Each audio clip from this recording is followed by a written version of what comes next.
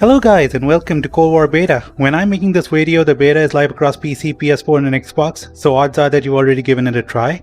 But if you haven't, or you need a different perspective, then I will be going over a few key things about the game. This review will only gauge Cold War as compared to Modern Warfare in some areas, but not all of them.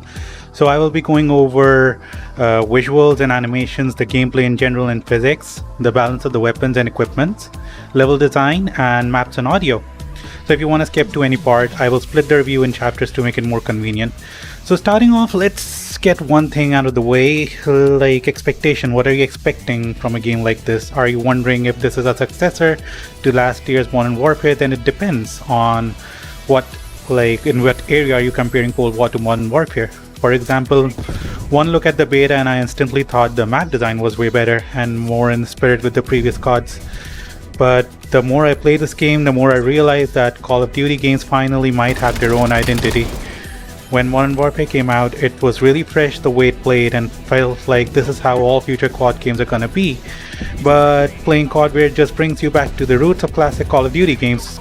So if you're looking to go back to what Call of Duty felt like before Modern Warfare, then this is the game for you.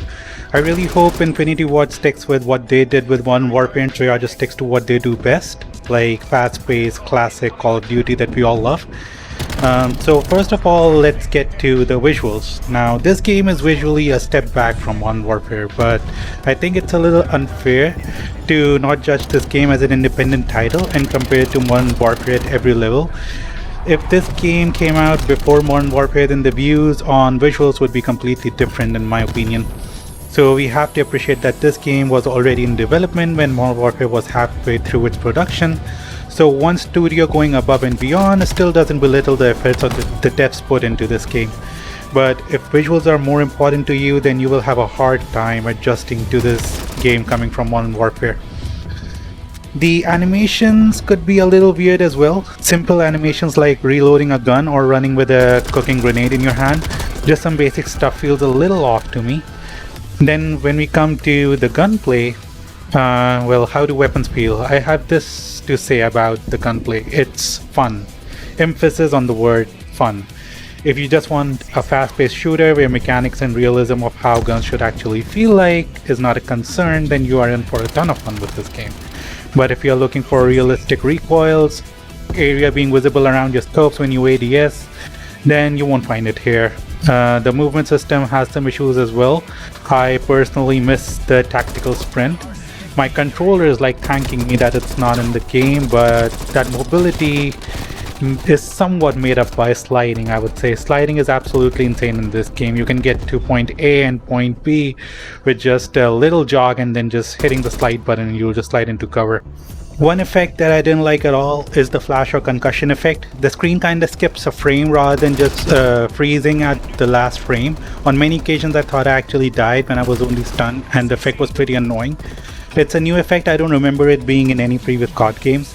The grenade blast radius also seems a little ridiculous to me. On some maps like Cartel, I counted random grenade toss kills and I got like 13 random grenade kills in one match.